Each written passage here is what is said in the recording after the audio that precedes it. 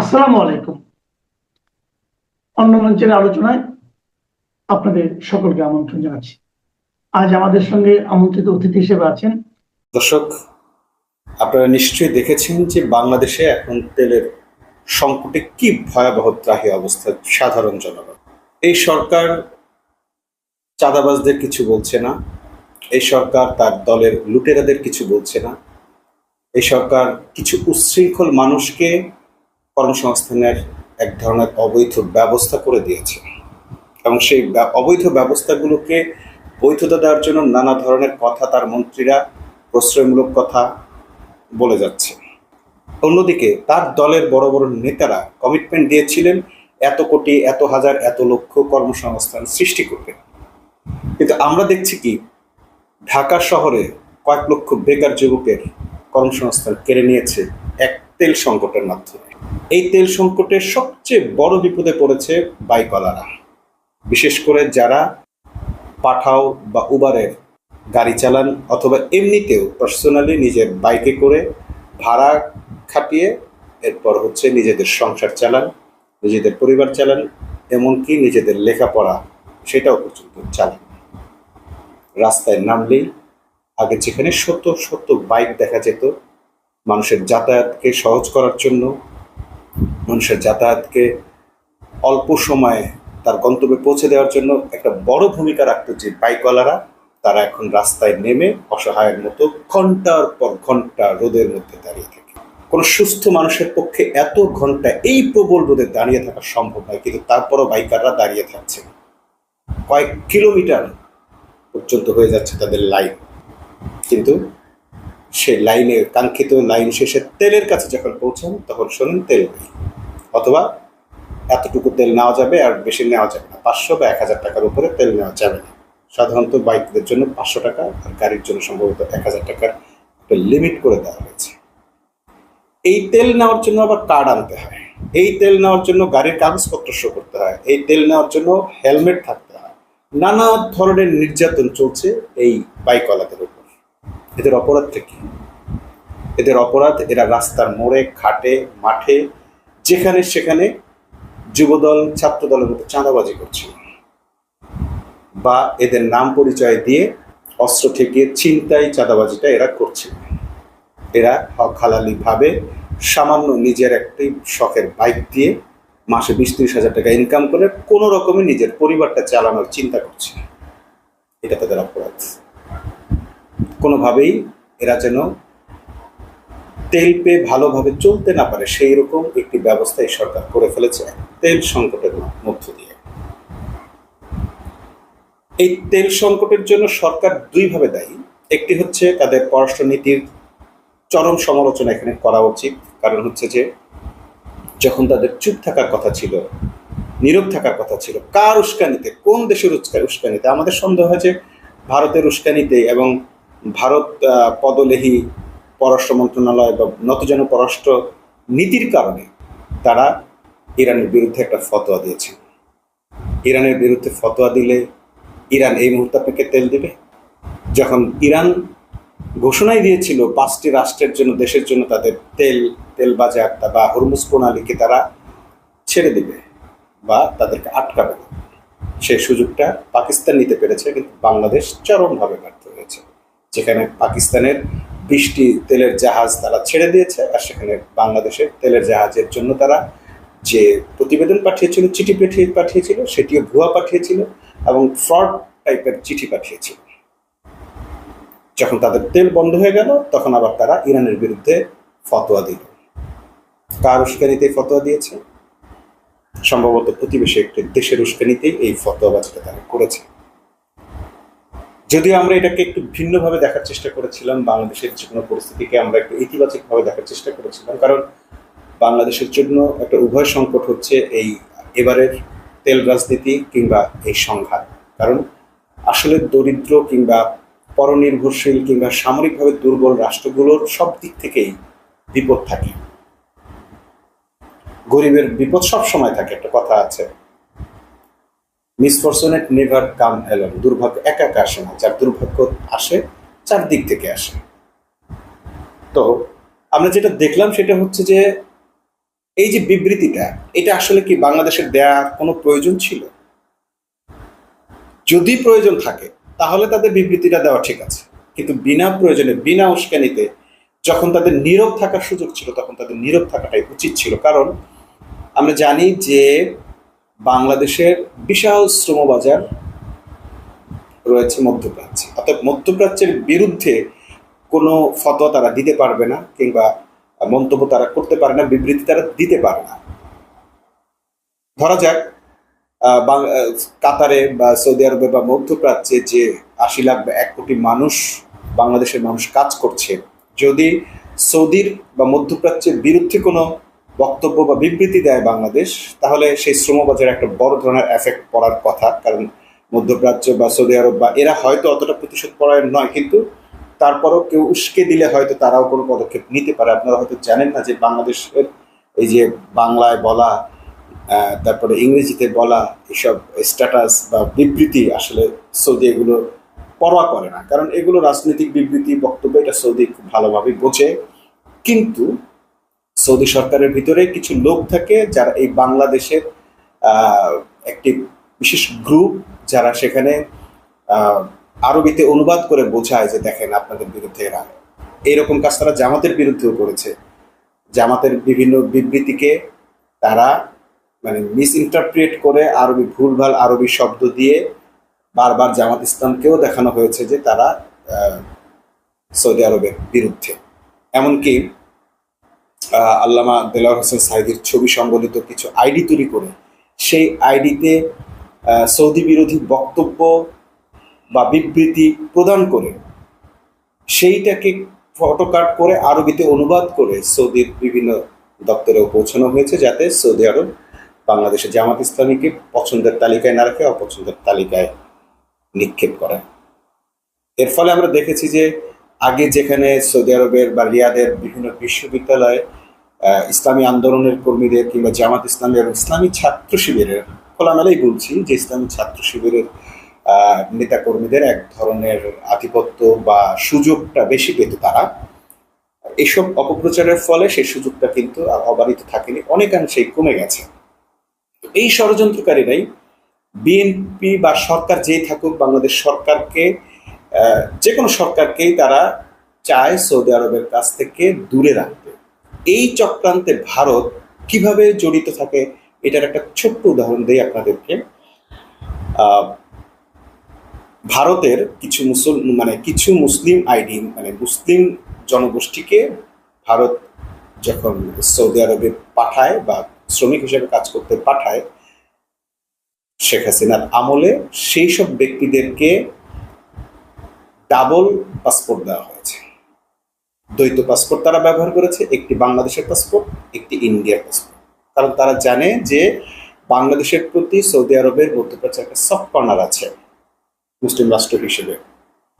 তো এই দুইটা পাসপোর্ট দিয়ে তারা যেটা করে সেটা হচ্ছে যে যখন তারা কোনো অপকর্ম করে ধরা পড়ে, এবং এরা পরিকল্পিতভাবেই কিছু অপকর্ম করে, যখন তারা ধরা পড়ে তখন তারা ওই পাসপোর্টটা শো করে, যেটা তারা বাংলাদেশের যে পাসপোর্টটা তারা সরকারের আজ্ঞাবহ সরকার, তাদের আজ্ঞাবহ শেখ হাসিনা সরকারের কাছ থেকে ম্যানিপুলেট করে বের করে নিয়েছিল, সেই 2 নম্বর পাসপোর্টটা দেখিয়ে তারা দেখায় যে বাংলাদেশিরা বিভিন্ন অপকর্মের সঙ্গে জড়িত, সৌদি যেন নাখোশ হয়।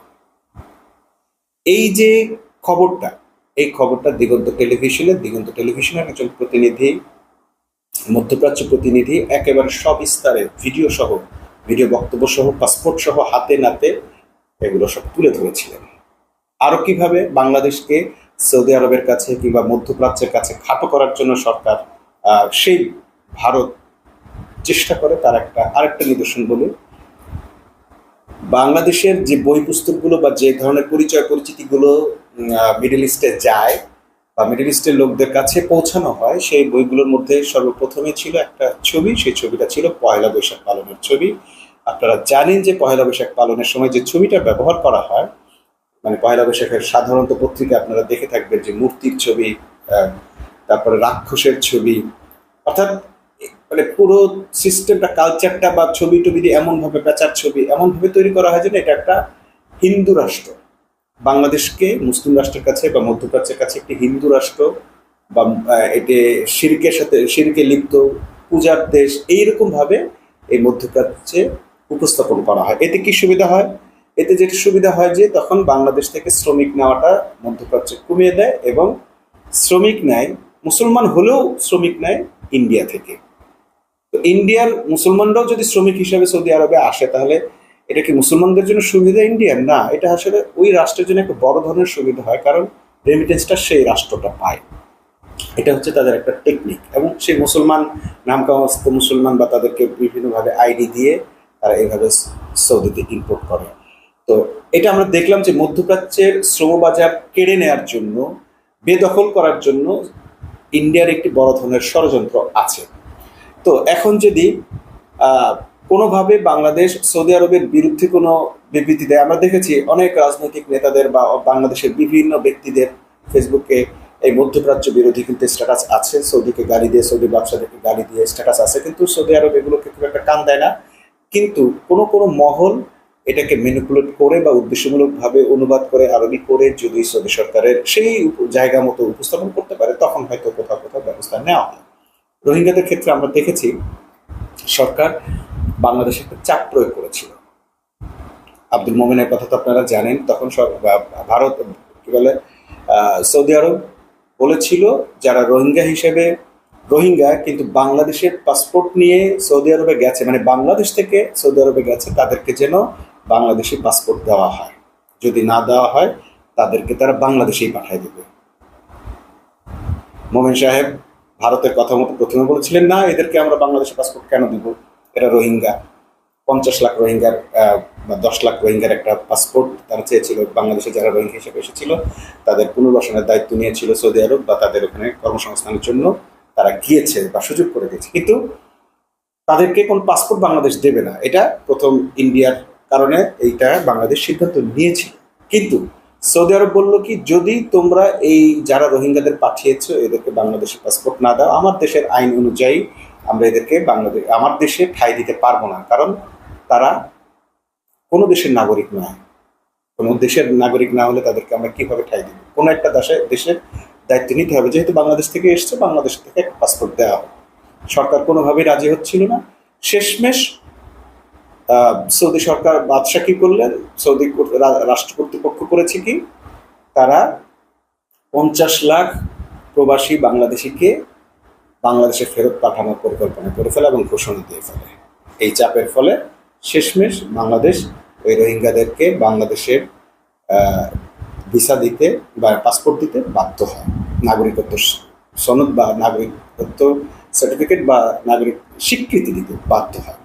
এতে কি বাংলাদেশে কোনো লস হয়েছে? না, বাংলাদেশে কোনো লস হয় নাই। কারণটা হচ্ছে ওই রোহিঙ্গারা কিন্তু ওই ভারতীয় নাগরিক, যাদেরকে অবৈধভাবে বিভিন্ন দপ্তরের টাকার লেনদেন করে যে ভারতীয়দের হাতে যে বাংলাদেশের 2 নম্বর পাসপোর্ট পৌঁছে দেওয়া হয়েছিল, ওরা কিন্তু উদ্দেশ্যমূলকভাবে কোনো অপকর্ম করেনি। যাই কিছু করুক, ওরা জাস্ট বাংলাদেশের নাগরিকত্ব এইরকম একটা সার্টিফিকেটের কারণে ওই দেশেই থাকছে, ওই দেশেই খাচ্ছে, সবকিছু ওই দেশে। সো এরা বাংলাদেশের বোঝা হইতে পারছে না, হচ্ছে না। অতএব এটা নিয়ে বাংলাদেশ সরকার যে রিজিড অবস্থায় ছিল সেই অবস্থায় তাদের সরে আসতে হয়েছে, এবং যখন তারা চাপ প্রয়োগ করেছে যে 50 লাখ অভিবাসীকে পাঠিয়ে দেওয়া হবে, তখন তারা এটা মানতে বাধ্য হচ্ছে। তো আমরা যেটা বলছিলাম সেটা হচ্ছে যে এটা হচ্ছে মধ্যপ্রাচ্যের সঙ্গে বাংলাদেশের একটা রাজনীতি বা সংকট। দ্বিতীয় যেটা সমস্যা সেটা হচ্ছে যে ইরানের বিরুদ্ধে ফতোয়াবাজি করাতে এখন ইরান হরমুজ প্রণালী আবার বাংলাদেশের জন্য নিষিদ্ধ ঘোষণা করেছে। একটা হচ্ছে সেই বিবৃতি কারণ হতে পারে। 2 নম্বর কারণটা হচ্ছে যে বাংলাদেশ এর আগে যে 5টি চিঠি পাঠিয়েছিল তার মধ্যে 4টি চিঠি ছিল ফ্রড। তো এরকম একটি রাষ্ট্রকে ইরান এইভাবে এখন সুযোগ দিতে পারে না, কারণ ইরান এখন আর বাংলাদেশকে সেভাবে বিশ্বাস করতে পারছে না।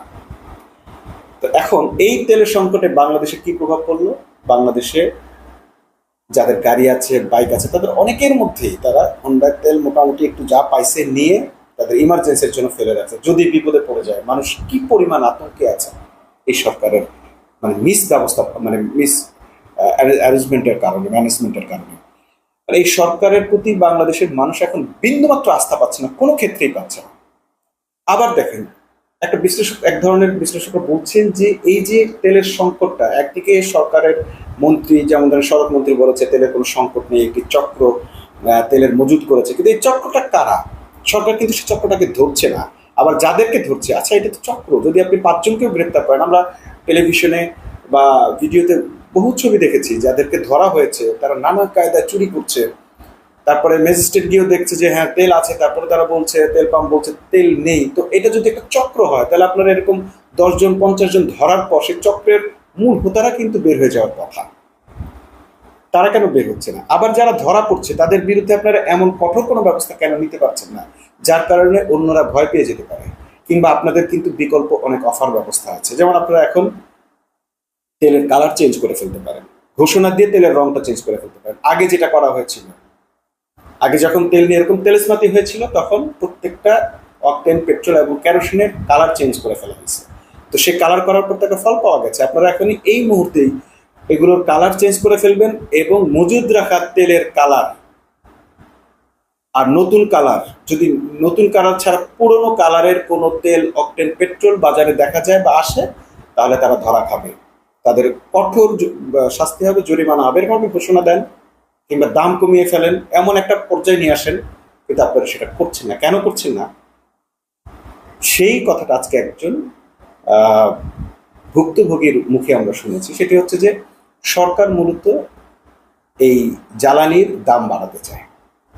জ্বালানির দাম বাড়ানোর জন্য তারা কৃত্রিমভাবে বিদ্যুৎ সংকট দেখাচ্ছে, কৃত্রিমভাবে তেল সংকটটা তৈরি করেছে। পাবলিক কিন্তু অলরেডি বলা শুরু করেছে এবং বেশি দামে তেল কেনা শুরুও করেছে। তারা এখন বলছে যে এরকম 400-500 টাকা দিয়ে 1 লিটার তেলের জন্য, অকটেনের জন্য বা ডিজেলের জন্য এত টাকা দিচ্ছি, তার চেয়ে বরং 30 টাকা, 50 টাকা, 20 টাকা বাড়াক, সরকার তেলের দাম বাড়াক। আপনার এরকম যে তেলের দাম বাড়লেই সরবরাহ বেড়ে যাবে, মানে এগুলো হচ্ছে তাদের এই যে জনগণকে দিয়ে বলানো হচ্ছে। ভুক্তভোগীরা নিজেই ইচ্ছা করে এখন বাধ্য হয়ে বলতেছে দরকারে টাকা নেই রে বাবা। এমনও পাওয়া গেছে যে 1000 টাকা দিতে রাজি হয়েছে তার হোন্ডার সামান্য কিছু তেল দেওয়ার জন্য। মানে বিপদে পড়ে গেলে মানুষ কি করবে? বাংলাদেশের মানুষ তো চিমনি। আজকে আমরা দেখলাম বাংলাদেশের এই তেলেসমাতি দেখে সরজমিনে দেখতে বিভিন্ন তেল পাম্পে জামাতের আমির ডাক্তার শফিকুর রহমান ভিজিট করেছেন। আমরা ওখানে গিয়েছি, গরমের মধ্যে অল্প সময় হলেও আমরা তাদের সাথে থেকেছি, কথা বলেছি, বুঝেছি। এই চিত্র এখন সংসদে আমরা নিয়ে এসেছি। আমরা এটাও বিশ্বাস করি এবং স্বীকার করি এই সংকটটা এই সরকারের তৈরি না। এই সংকট তৈরি হয়েছে বিশ্বের যুদ্ধে লাগার কারণে। তাহলে এখানে লুকোচুরির কি আছে? আমরা খোলামেলা সত্য কথাটা বলি, সবাই মিলে তার সমাধানের পথ খুঁজে বের করি। তা না করে ধামা চাপা দেওয়া হলে, ধামা চাপা দিলে সেচে কি পাওয়ার টিলার চালানোর জন্য আমার কৃষক ভাইটা তেল পাবে? যারা বাইক চালাইয়া নিজের সংসারটা কোনো স্রোত নির্বাহ করে, আমি জিজ্ঞেস করেছি ভাই আগে কত, বলে যে আগে 1,500-2,000 টাকা রুজি করতাম, এখন কত? না এখন তো 500-600। সেখানেও এক শ্রেণীর লোক তাদের পেছনে উস্কে দেওয়া হয়েছে। তারা বলছে আপনারা রাস্তায় নেমে আসেন, এই করেন সে করেন। জামাত আমির অত্যন্ত স্পষ্ট ভাষায় বলেছে রাস্তায় আপনারা নামেন, আপনাদের সঙ্গে আমরা আছি। বিভিন্ন জায়গায় লাইনে দাঁড়িয়ে থাকে গাড়িগুলোর যারা চালক, মালিক, তাদের সাথে আমরা কথা বলেছি। আস্তে আস্তে নেমেছি গাড়ি থেকে, তাদের সাথে গিয়ে কথা বলেছি। যারা মোটরসাইকেলে তেল নেওয়ার জন্য দাঁড়িয়ে আছেন তাদের সাথে, মালিকদের সাথে, আমাদের চালক বন্ধুদের সাথে কথা বলে বুঝতে পারলাম যে একটা গাড়িকে একবারে 2,000 টাকার বেশি তেল দেওয়া হয়, আর একটা মোটরসাইকেলকে সর্বোচ্চ 500, নিচে 150 টাকার পর্যন্ত তেল দেওয়া হয়। এইটা বিভিন্ন পাম্প বেঁধে এই বেশ কমটা হয়। এরপরে আমরা এসেছি এখানে পাম্পের কর্তৃপক্ষের সাথে কথা বলতে, মালিকদের কেউ এখানে ছিলেন। এখানে যারা ম্যানেজমেন্টে আছেন তাদের সাথে আমরা কথা বলি, তারা আমাদেরকে জানাচ্ছে এটা হলো আগে প্রতিদিন তারা 3 গাড়ি তেল পেতেন। এই সংকট সৃষ্টি হওয়ার পরে দেওয়া হয় 1 গাড়ি। এইটা দিয়ে তারা 24 ঘন্টা কাভার করতে পারেন। যত সময় থাকে দেন, যখন থাকে না তখন তারা বন্ধ করতে বাধ্য হয়। অথচ সরকারের পক্ষ থেকে বলা হচ্ছে আগের স্বাভাবিক সময়ের চাইতে এখন তেল অনেক বেশি বিক্রি হচ্ছে। তাদেরকে আমরা জিজ্ঞেস করলাম, পান এখন 3 ভাগের 1 ভাগ, আপনারা বেশি বিক্রি করেন প্রত্যেকে? তারা বললেন যে এই কথাটা সত্য। আমরা যেহেতু 3 ভাগের 1 ভাগ পাই, ওই আগের 3 ভাগের 1 ভাগই আমরা পাই। সমানও পারি না, বেশি তো প্রশ্নই। আমার গত ভিডিওতে আপনাদের বলেছি যে জামাতের টেকনিকটাই হচ্ছে এখানে জামাত গণমুখী রাজনীতি, জনগণের রাজনীতি, জনগণের জন্য রাজনীতি করে। যে কারণে জনগণ যখনই কোনো দাবিতে নৈতিক এবং যৌক্তিক কোনো দাবি নিয়ে, ন্যায্য কোনো অধিকারের দাবি নিয়ে যখনই রাস্তায় নেমেছে, সর্বপ্রথম তাদের পাশে এসে দাঁড়িয়েছে জামাত শিবির। এই জুলাই মুভমেন্টে আমরা দেখেছি যে নেতৃত্ব দিয়েছে অন্যরা, জনগণ স্বতঃস্ফূর্তভাবে নেতৃত্ব সেখানে আন্দোলনের অংশ নিয়েছে। যখন জনগণ আন্দোলন অংশ নিয়েছে তখন তার চারপাশে সব ধরনের সহযোগিতা নিয়ে জামাত শিবির প্রস্তুত থেকেছে।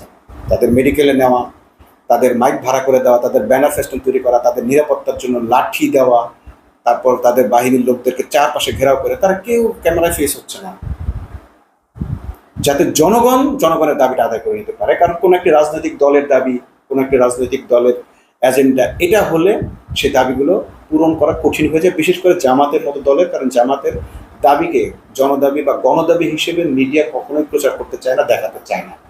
তো জনগণ যখন দাবি করে, তখন যখন জামাত সেটাকে সাপোর্ট করে এবং সর্বতভাবে সাহায্য করে, তখন একটা রেজাল্ট আসে।